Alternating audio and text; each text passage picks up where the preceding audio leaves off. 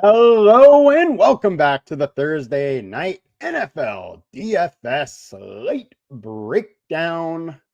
We got the Steelers at the Bengals. Gonna be an interesting game to go over.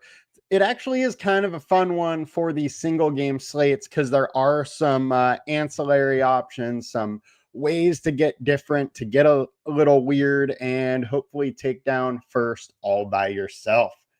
Now, I'm your host, Tyler Weeman, and come join us at LINESTAR. $39.99 per month gets you access to all we do.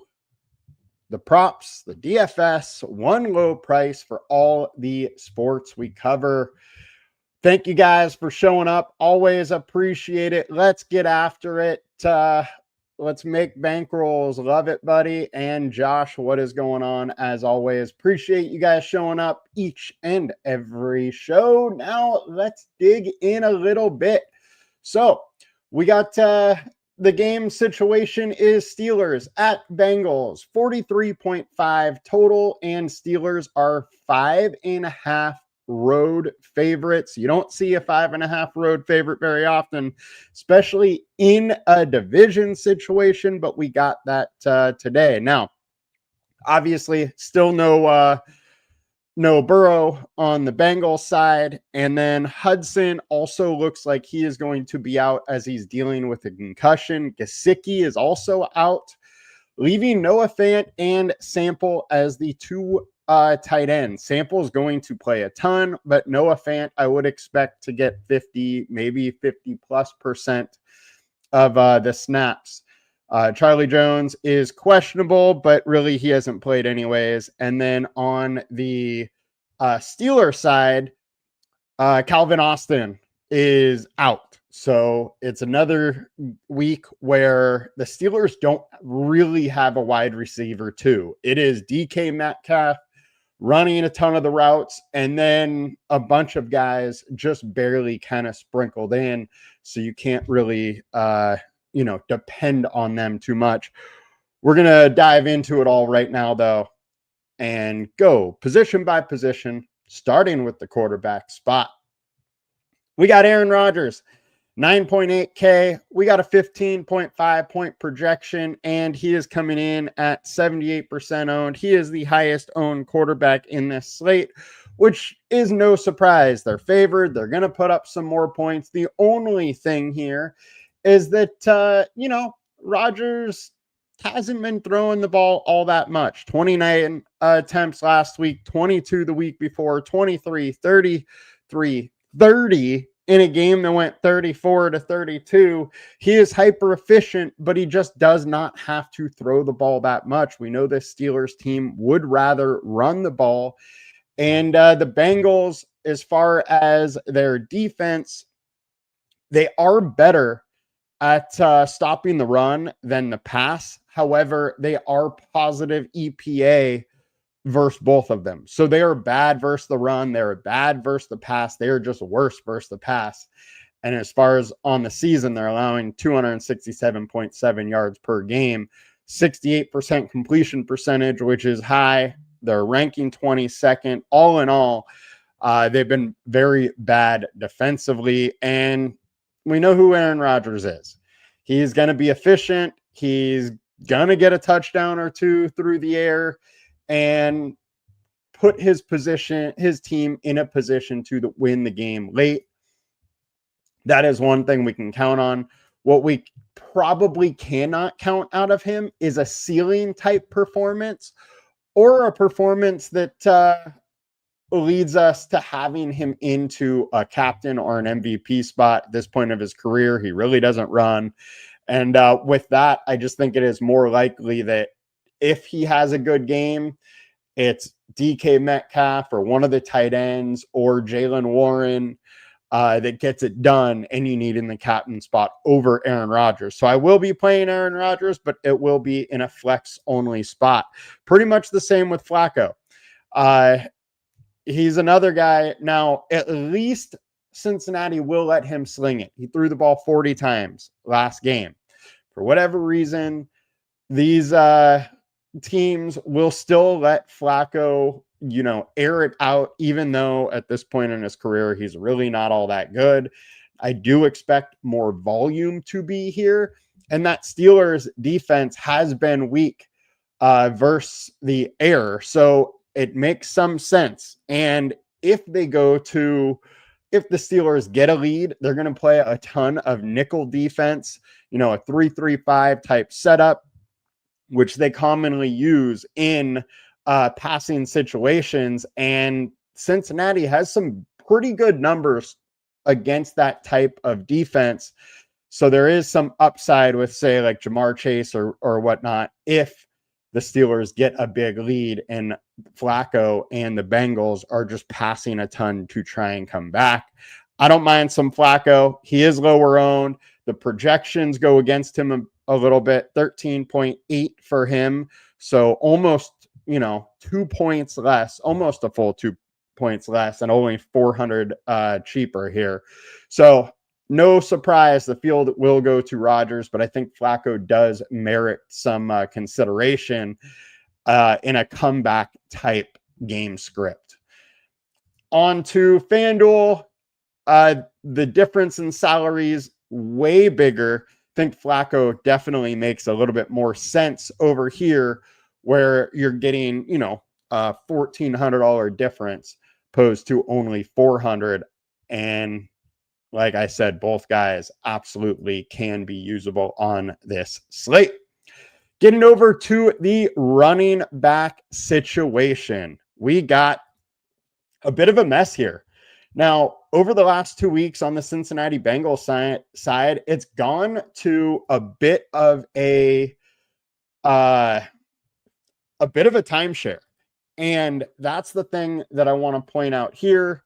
So over the last 4 weeks, it's obvious that Chase Brown has done most of the work, 61% of the snaps, to P. Ryan's 36% of the snaps. But over the last 2 weeks, that's changed into a little bit more of a 50-50, where Chase Brown has been at like 53 and 54% of the snaps, whereas P. Ryan's at 46 and 47.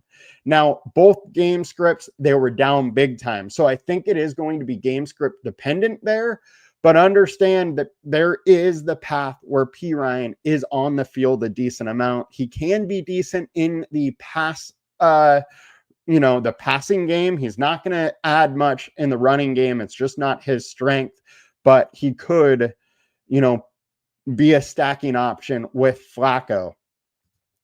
Now, Chase Brown has been inefficient all year. He's going to get a decent workload, but there's really not many paths to success here. The Steelers' rush D is better than their pass D, so I don't love that aspect of it, and I have a hard time really wanting to pay for Brown. Now, he could absolutely fall into the end zone. He could get some red zone carries that can make it pay off. So I wouldn't say totally go against him, but all in all, this spot isn't screaming that I need to play Chase Brown. Over the last 4, they're only allowing 78 yards a game. They do get beat up through the air a little bit, but again, that work could get split between Brown and P. Ryan, and they're just not giving many touchdowns up to the running back at 0.3 per game over the last 4. That's 0.4 on the season, and on the season they're been a little bit worse, but that's really just throwing out some 2 of those early games, which one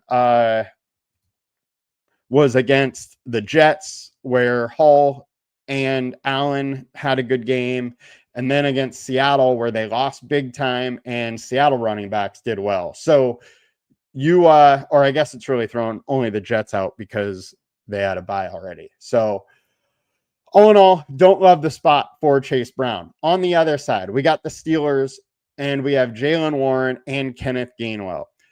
Kenneth Gainwell had a game when Warren was out. With that, he has regained some control of the backfield and been playing a little bit. And so you have to consider him. Now, he was on the field 34% last week, as Jaylen Warren was like 53%. I would expect you can keep similar type splits where he's going to get some work. You should probably consider him. He could get a touchdown, but Jaylen Warren is more of the feature back. And while he only played 53% last week, wouldn't be surprised if he played a little bit more in his second game back here after missing injury. But I do not expect him to go back to like an 80% snap share like he had in week 3. Jaylen Warren is a good back, and there's upside. Bengals rush D has been the worst in the league as far as like counting stats. EPA wise, they're slightly positive, meaning it's a good matchup, but it's not an incredible one as it does show just from stats. If we go to our team defense tool here, Bengals 23rd versus RB1. Jaylen Warren obviously in a good spot all in all. So definitely like this one, and don't mind some Jaylen Warren. I would prefer going him than any other running back on this slate. And there are absolutely use cases, but hey, no surprise that he's going as higher owned. You can definitely use Gainwell or Chase or P. Ryan if you want to use that lane to get a little different. But Warren is clearly the best option at 9.2, 11-point projection from us, 12 on the consensus side. FanDuel-wise, he's not even the highest owned or the highest priced running back. So definitely like that one. And yes, he is the highest priced on DraftKings, as it should be. This is how I would picture pricing should be. I think FanDuel is a little drunk having Chase Brown still at 10.6K. All right, let's get over to the wide receiver spot. Now, this is an interesting one. We got Jamar Chase here. Mo Half or Naff. Calvin Austin's out. So that news came out officially just a little bit ago. So you won't be betting his yards to this week. Josh, I do believe Higgins could have a good game. I do like his upside a little bit more with Flacco there than Browning, but I think this game actually profiles a little bit more to a Jamar Chase game than a Higgins. Chase has done a little bit better against this type of defense setup.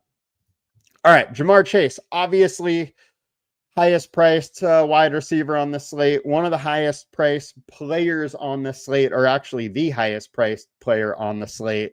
And I think he's in a very good spot. I don't mind having some. I do think people might be a little worried about using him in the captain spot. But I'm going to have a ton of them there. I mean, who knows if that fully continues here. But Jamar Chase does offer the clearest advantage in this matchup. The Steelers, as far as their rush D, has been negative EPA. So the Bengals and Chase Brown aren't in a great spot there, but they have been positive, very positive in EPA allowed for the passing defense. And I do believe Jamar Chase is in a great spot versus this 3-3-5 nickel. Chase on the season, 12 receptions on 17 targets. So great catch rate there, 141 yards and 2 tutties. And in contrast, Higgins has 7 receptions on 12 targets. So catch rate way lower, only 69 yards and no touchdowns out of or against that type of defense. So Chase does profile a little bit better. Now, on a one-game slate, literally anything can happen. So don't take that as absolute gospel. But I do like Chase's spot. 3.5-star alert score. The Steelers have been, poor versus wide receivers. They're allowing 160 yards a game, allowing 0.6 touchdowns. And we know who Chase is. While his numbers are down without Burrow, he's still a very, very good wide receiver, almost has 500 yards on the year, has 4 touchdowns, and is going to continue to be a focal point of this offense. He also has done very well against the Steelers over the last couple years. I think he is the most likely one to do some damage to this Steelers defense, and I'm going to be playing them. We went over Higgins a little bit, but just getting over his numbers, way lower than Chase so far. 3 receptions a game, 36 yards a game, has 2 touchdowns opposed to Chase's 4, 220 yards opposed to Chase's 468. Now, with Flacco, I think there is some upside. If we look, he had 8 targets this last week, 7 with Detroit, 6, 2, 8. So he has tied his season high with Flacco for targets. So I think better days are to come for him with Flacco there. I think Flacco will spread the ball a little bit more, but Chase is still clearly the WR1, and Higgins is taking a back seat. And I don't love his price in this situation. He should come, a bit lower owned though because of it. DK Metcalf is clearly the one on this team, and it's by a pretty wide margin now. So if we're looking at snap counts, last week DK Metcalf played 83%. Next was 44%. Next for wide receivers, 44% from Scotty Miller. So outside of DK, it is a wide open ball game for kind of the wide receiver too, where Scotty Miller kind of took that. Now, Skoranek only played 17%. Roman Wilson played 25%. So really, all 3 of these guys are used in different gadgety type roles. They have the roles, they play that, and that's just what it is. Scotty Miller is the safest just due to pure snap counts. Skoranek, however, has at least outsnapped Scotty Miller before, so that could flip back to Skoranek being there. But Roman Wilson, he also has outsnapped Scotty Miller and Skoranek. So I would say these 3 guys, it is kind of game script dependent as far as who gets more snaps. So I wouldn't 100% just go, hey, Scotty, it's Scotty Miller's. You can play Skoranek, you can play Miller, you can play Roman Wilson, and it's going to be really, really hard to guess which one of them has a game.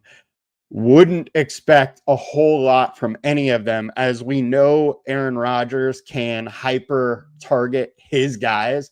And right now, it's clearly his guys, DK Metcalf, and then the tight ends. And DK, 2.5-star alert score. He is in a decent spot versus these Bengals, who are pretty soft versus the pass. My worry is the Steelers get to a big lead here, and then they just don't have to pass much in the second half.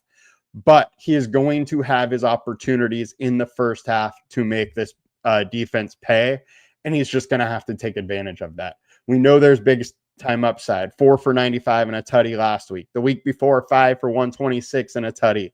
He is constantly used in the red zone, has 4 touchdowns on the year, and his chemistry with Rodgers is absolutely growing.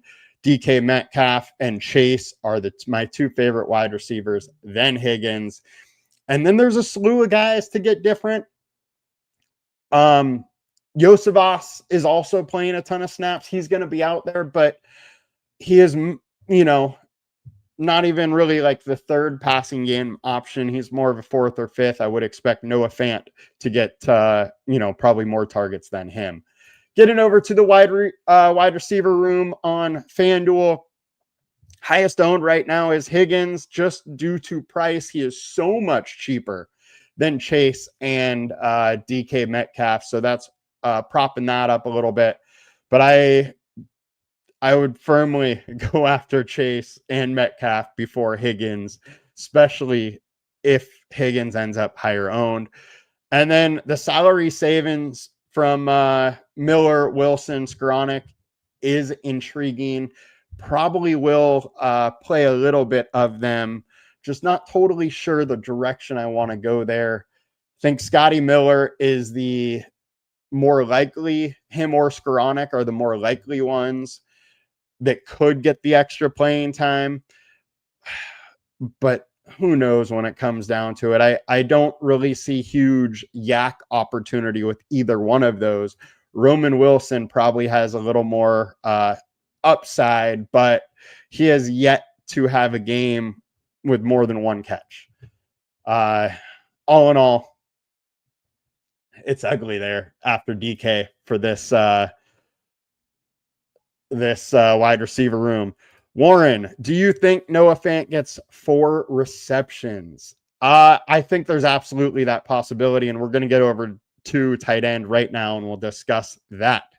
So on the tight end side, we got Jonnu Smith coming in at the highest owned tight end. I personally think that is totally wrong. The reason being, while he is a great asset and a great receiving tight end, he has struggled to really get too many targets. He had that 6 target game week 1, 4 targets week 2, 3, 4, and he is taking a backseat to Darnell Washington in snap counts. Darnell Washington is playing the most snaps. Now, largely because he is an extremely good blocker, but he's also playing like 30% of the passing routes. Not all that much different than Jonnu Smith, and he is cheaper, and the dude is giant. 6'7", 270 pounds, runs a 4.6. I think I would rather the ownership discount and price discount of Darnell Washington over Jonnu Smith. Now, Jonnu Smith can break a big play. He's extremely good, so I like that. Now, as far as Noah Fant situation, Tanner Hudson's likely going to end up being out. So we have Drew Sample and we have Noah Fant. Now, as far as snap counts went last week, Sample has, for the year, really been playing right around 40%. Fant's been playing more around 25%. And what I would expect is both of these guys to get up to closer to 50%. And I think Noah Fant has more of that receiving upside. We have him a 5-star alert score. It's just an amazing spot versus the Steelers for tight end. 71.8 yards per game, 6.4 receptions, 0.6 touchdowns, 29 as the opponent rank. And while Fant hasn't been used a ton this season outside of week 1, he has 5 targets for 4 receptions there. He has been consistently used and consistently getting targeted, and I would expect him to take the bigger portion of that receiving work now that Gesicki and Hudson are out. And if we look at our team defense tool, these guys are at the top of it. Now, let me check. Gesicki has been targeted. So he has 16 targets on the year. So he's getting, a little over 3 targets a game. So, those effectively are probably going to Noah Fant. I think Noah Fant, there's a very good chance for the red zone. Any data on highest red zone targets? We absolutely have that. Over the last 2 weeks, the most targets have gone to Gainwell and Chase are both at 3. Then we have a slew of guys at 2. Tanner Hudson is one of those. So, and he's going to be gone. I would expect Fant to get extra looks at the red zone. Obviously, T is there. And then as far as on the Steelers side, Rodgers has really thrown it, spread around. Freiermuth, Connor Haywood, Darnell Washington, Skoranek, Scotty Miller, DK all have one red zone target. I would expect in the red zone this this week that DK or Darnell Washington would have the clearest path on the Steelers to more targets. I think this Kenneth Gainwell situation is largely going to that Minnesota game when he was the guy. I would expect that 3 targets to,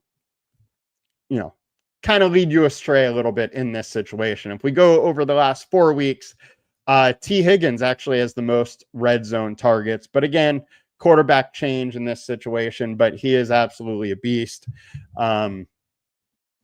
Very talented receiver. So if we go to the running back situation, most red zone attempts are Warren, and Gainwell is right there. They clearly do, would rather go through the ground. So getting back over to tight end, just to finish it out, I think Noah Fant is in a great spot.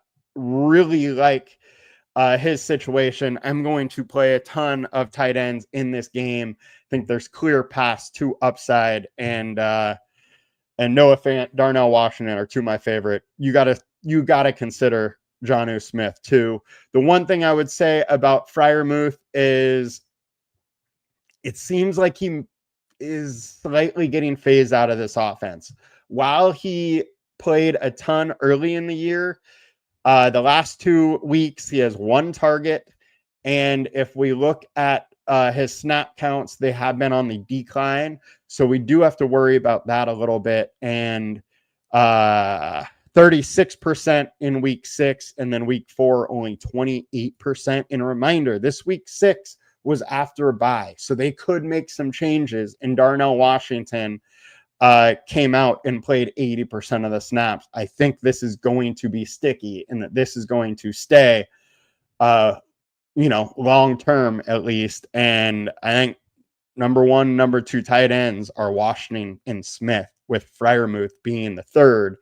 And Jonnu played 69%. So you absolutely do still need to consider him, and he's going to play a ton of the passing downs.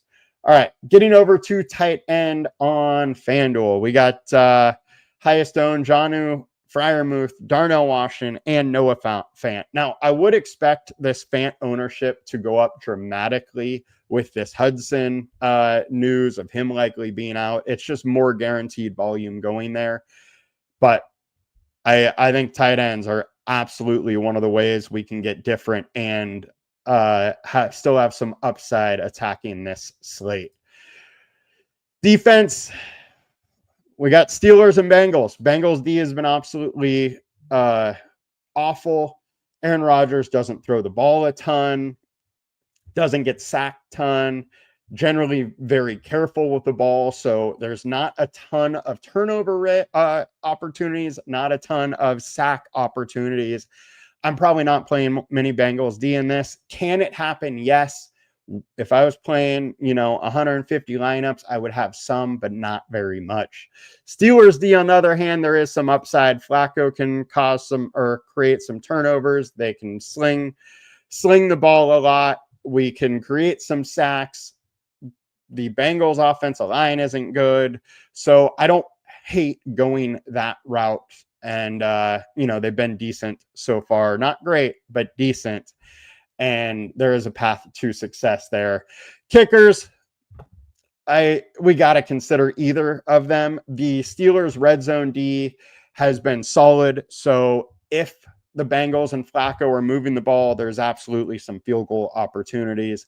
Whereas the Bengals' red zone D has not been great. I think Boswell could struggle a little bit to get too many red zone opportunities to kick field goals, but they're going to score more points, and points for kickers, obviously correlates pretty well. So you can consider both guys, and that is going to wrap it up for us today, guys. A little longer show than we generally have for the Thursday night show, Thursday night one, but hey, we covered a lot.